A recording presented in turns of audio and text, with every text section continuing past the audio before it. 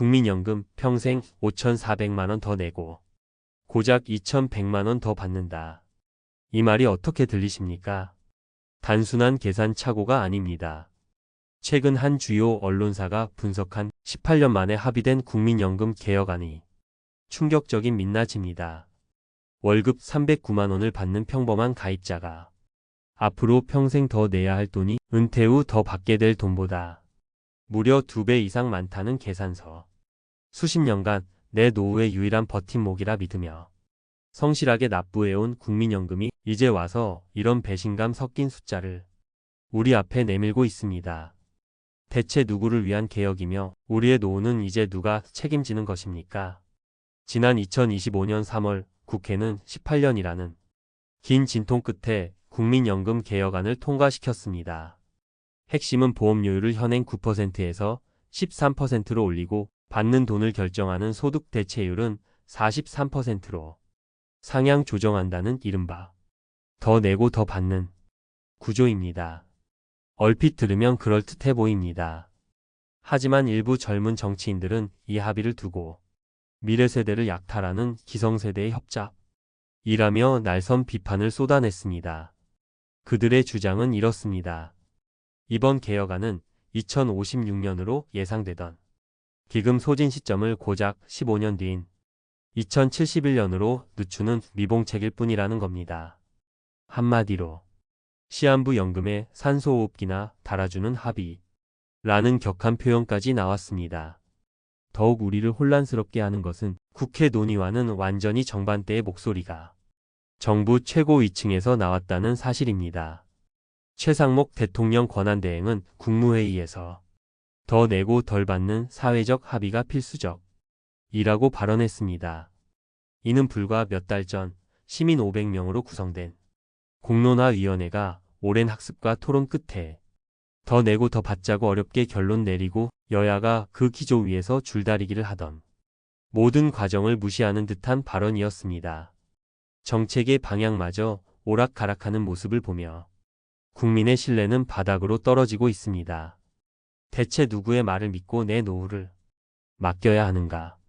라는 분노가 터져 나오는 것은 어쩌면 당연한 일입니다. 올해 58세인 김성철 부장. 그는 30년 가까이 월급 명세서 한쪽에 꼬박꼬박 찍히는 국민연금 납부액을 보며 이것이 내 노후의 든든한 기둥이라고 굳게 믿어왔습니다. 은퇴 후 월 150만 원 정도의 연금을 받으며 아내와 함께 소박한 전원생활을 꾸리는 것이 그의 오랜 꿈이었습니다. 하지만 이번 개혁 소식을 접한 뒤로 밤잠을 설치고 있습니다. 직장 생활이 몇 년 남지 않은 상황에서 당장 내년부터 보험료는 더 내야 하고 정작 은퇴 후 내가 더 받게 될 돈은 그동안 더 낸 돈의 절반에도 미치지 못한다는 사실에 깊은 배신감을 느낍니다. 그의 머릿속에는 국민연금만 믿고 살아온 내가 바보였다 는 허탈한 독백만이 맴돕니다. 든든한 버팀목이라 믿었던 국민연금은 이제 언제 무너질지 모르는 불안한 기둥이 되어버렸습니다. 이 모든 혼란과 배신감의 근원은 사실 아주 오래전부터 예견된 문제였습니다. 바로 국민연금의 구조적 한계, 기금 고갈 문제입니다. 지금처럼 아이는 적게 낳고 노인 인구는 폭발적으로 늘어나는 추세가 계속된다면 연금을 내는 사람보다 받는 사람이 훨씬 많아져 2055년 전후로 기금이 바닥날 것이라는 경고는 수십 년 전부터 나왔습니다. 하지만 정치권은 다음 선거의 표를 의식해 누구도 고양이 목에 방울을 달지 못했고 폭탄 돌리듯 문제를 미루며 땜질식 처방만 반복해왔습니다. 그리고 그 폭탄은 이제 은퇴를 코앞에 둔 우리 세대의 발밑에서 터지기 직전입니다.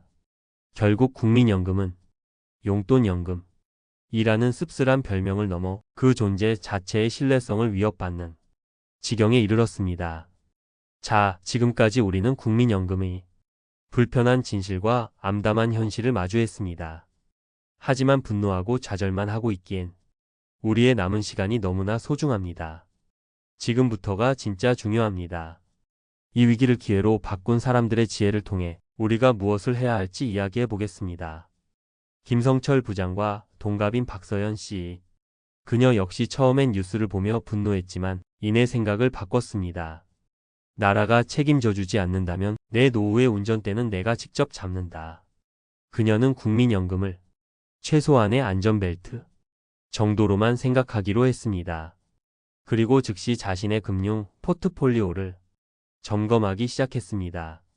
가장 먼저 한 일은 그동안 무심코 자동이체만 해두었던 IRP, 즉 개인형 퇴직연금 계좌를 최대한 활용하는 것이었습니다. 연 900만 원까지 주어지는 세액공제 혜택은 국가가 주는 유일하게 확실한 선물이라 생각하고 납입액을 최대로 늘렸습니다. 또한 막연히 자녀에게 물려줄 생각만 하던 아파트를 주택연금으로 활용하는 방안을 알아보기 위해 은행 창구를 찾았습니다. 자식에게 손 벌리는 짐이 되느니 평생 살아온 내 집에서 당당하게 연금 받으며 살겠다는 결심이 섰기 때문입니다. 그렇다면 우리는 무엇을 해야 할까요? 첫째, 생각의 대전환이 필요합니다. 국민연금에 대한 기대를 버려야 합니다. 더 정확히 말해 기대를 재조정해야 합니다. 국민연금은 더 이상 내 노후 전체를 책임지는 주연 배우가 아닙니다. 최소한의 생활을 보장하는 기초조연으로 그 역할을 냉정하게 재정의해야 합니다.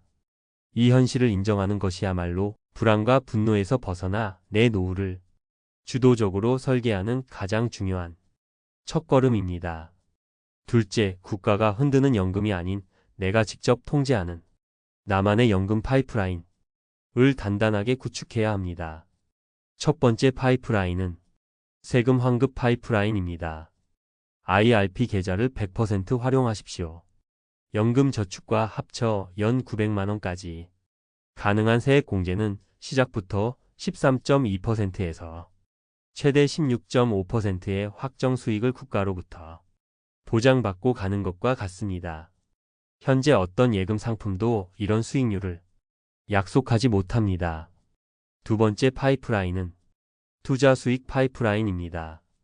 퇴직연금 DC형이나 개인연금 계좌를 그냥 방치하지 마십시오.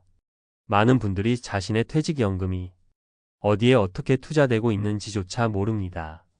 최근 도입된 디폴트 옵션 제도를 활용하시거나 전문가와 상담하여 장기적 관점에서 안정적인 ETF 등에 분산 투자함으로써 쥐꼬리 수익률의 늪에서 벗어나야 합니다. 내 돈은 내가 지켜야 합니다. 마지막으로 잠자고 있는 가장 큰 자산을 깨워야 합니다. 바로 내 집입니다. 주택연금은 자식에게 물려줄 재산이 없어진다 는 심리적 저항감이 큰 제도인 것이 사실입니다. 하지만 생각을 조금만 바꿔보면 평생을 바쳐 마련한 내 집에서 편안하게 살면서 매달 꼬박꼬박 생활비를 지급받는 가장 현실적이고 든든한 노후 대비책이 될 수 있습니다. 부족분은 국가가 책임지고 남는 돈은 자녀에게 상속된다는 점도 큰 장점입니다. 국민연금 개혁을 둘러싼 혼란과 논쟁은 앞으로도 계속될 것입니다. 여기에 우리의 감정과 시간을 소모하며 분노하고 좌절만 하고 있을 수는 없습니다. 정부와 정치권을 향해 우리의 정당한 몫을 당당히 요구해야 합니다. 하지만 동시에 더 이상 그들만 바라보고 있을 수는 없다는 현실을 직시해야 합니다. 불확실한 약속에 우리의 소중한 노후를 저당 잡히지 마십시오. 오늘 느낀 이 분노를 동력으로 삼아 당장 나만의 연금 포트폴리오를 점검하고 내 노후의 든든한 주인이 되십시오. 오늘 이야기가 여러분의 노후 준비에 작은 등불이 되었기를 바랍니다. 내용에 공감하셨다면 구독과 좋아요를 통해 저희 채널에 힘을 보태주십시오. 그리고 비슷한 고민을 하고 계신 분들이 있다면 댓글을 통해 여러분의 소중한 생각과 지혜를 나눠주시길 부탁드립니다. 여러분의 삶이 마지막까지 풍요롭고 당당하기를 진심으로 응원하겠습니다.